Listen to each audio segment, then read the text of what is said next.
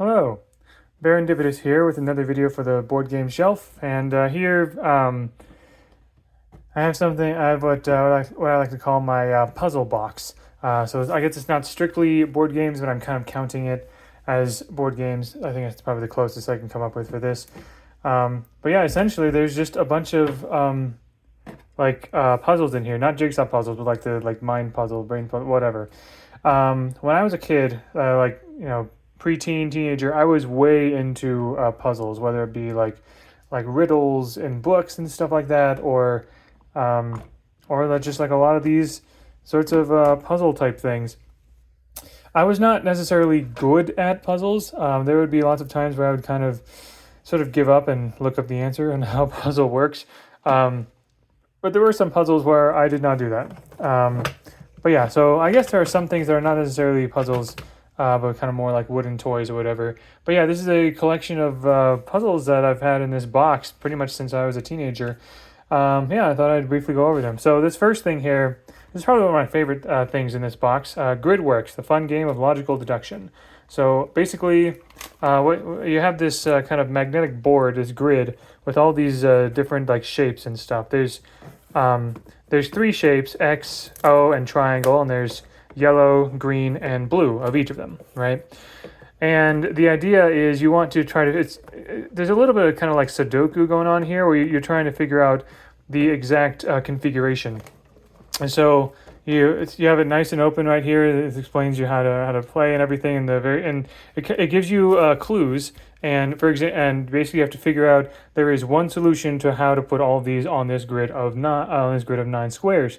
So this is probably the easiest puzzle. They give you 9 different clues, where they tell you, okay, so the green triangle is up here and whatever and stuff. So obviously you can kind of piece together where they all go. Similar thing here, where they kind of like give you fewer clues, but they still give you everything you need to know. So for example, here, so these two go up here. This clue says that these go down here.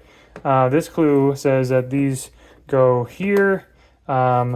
Green circle goes here, next goes here, and the yellow circle goes there. And of course, there's no more clues, but obviously we can just see that the yellow triangle goes there. And you can look in the answers in the back, of course. Not that it's necessary because it's pretty straightforward. But yeah, so this right here, you can kind of compare and see what that I got it correct. So that's basically how the puzzle works. Obviously, it starts off pretty easy. If they start introducing clues where they give you the shape or the color, but not the others. So like you can see, like these are where the shapes go, these are where the colors go, and all that. So obviously they start off pretty, and then they start giving you like incomplete grids essentially. So like for example, with this clue, it could be like for this clue, this configuration could be in several different places. It could be here, or here, or here, or here, or here, or here. Basically, just anything. The clues are not meant to be rotated or anything, so you know that this is supposed to go somewhere on this grid, right? Obviously, it gets tougher as you go along here. I do remember actually going through each of these puzzles individually, and like one by one, and I'm pretty sure I actually solved all of them myself. So, but it was years ago, probably long enough for me to actually do them again, honestly, at some point. So yeah, really cool, really nice setup. You can just kind of have it on your lap anywhere you go and do that. So I like that a lot. I'm glad to have this. Here we have a couple of classic like Jacob's Ladder toys. If you're not familiar with these, basically these are just wooden blocks held together with strips of cloth here, and it has this weird property where, yeah, you can kind of because of the way that the bands of cloth are, you can just kind of do this. Yep, and it climbs down. Yep, just like yeah. You can of course make all kinds of like weird like shapes and stuff like that. Get things like all mixed up and stuff. Anyway. It's fun and kind of silly. And you can see that I also have a smaller version of that. So same thing, like just the same thing, just bending the wrong way. Here we go. So yeah, Jacob's Ladder. There you go. Named after the biblical story of Jacob seeing a ladder to heaven.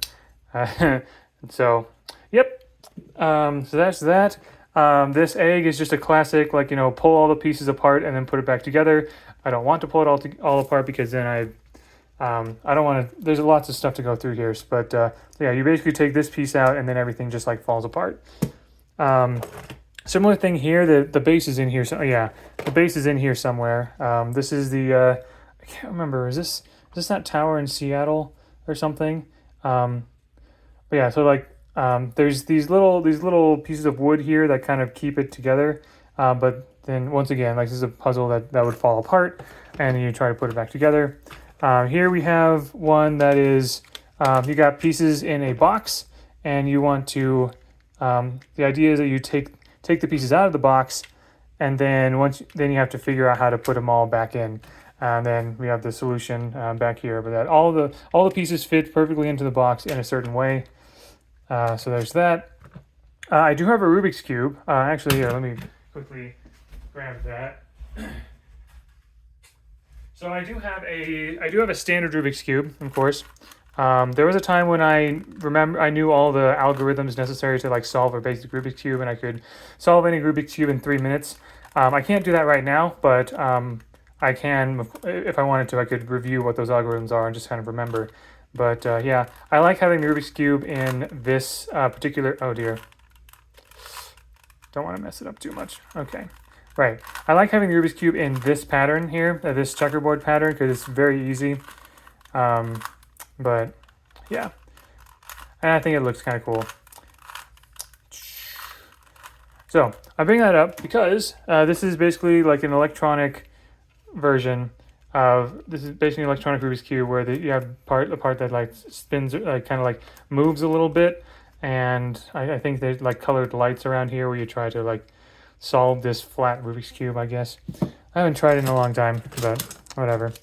Yeah, you got a classic like number sliding puzzle. Got a bunch of these metal puzzles. I cannot remember how to solve a lot of these. Clearly, I'm not currently as into puzzles as I was when I was a kid, but I know it's still cool to have things like this. Okay, so yeah, I think this is like there's probably some other puzzle in here this refers to, or maybe it's referring to this thing. Maybe not. I'm not sure, but yeah. Pack it in, solution. This is another kind of like sliding puzzle where you're trying to get all the numbers 1 through 8 in order. More old metal puzzles. Snake with a star. We got the classic horseshoe kind of thing. Horseshoe with a ring. Oh yeah, this is one of those puzzles we have to kind of like figure out how they all come back together, which I do not remember how exactly, but yeah, we got these pieces that go together to form maybe some kind of like pyramid or cube or some kind of shape. Another electronic Rubik's Cube where you like it has some kind of like gyro sensor. It keeps track of how it's spun and has lights, buttons you can push in the middle. This is not really a puzzle; it's just kind of a toy, kind of a construction toy where you can just make all kinds of shapes and fit them together, as you can see. Oh yeah, so there are a couple of these Rubik's snakes, essentially. That's what this is. This has a lot of joints on it, and you can like make all kinds of like different shapes with it. And this booklet kind of shows you all the different, it gives you a bunch of ideas on different shapes you can make with it. This is a big version of that same thing. Oh yeah, another one of these. Oh yeah, so there's several of these pieces. I believe you're supposed to put these all together so that the colors match. So you have a bunch of like cars that match colors and things like that. More metal puzzles, just so many of them. Really, this might be an incomplete one actually. This might have been one that was like solved, and I don't know where the other piece is. Once again, more of just like a toy, or just like this clicky snake thing. More metal, wood puzzles and things like that. This is just a case full of little metal puzzles. Another take apart and put back together again kind of puzzle. Oh, and it fell apart. Yeah, just kind of, and then yeah, just these tiles where you have to kind of like make matches for the whole thing. So yeah, just kind of this little random assortment of stuff. And oh yeah, Nutcracker magnet. Oh, that's fun. There's also a couple of these guys. Once again, not really puzzles, but kind of more like little thinky toys where you like can move these guys around and kind of like maybe hang them on ledges and stuff like that.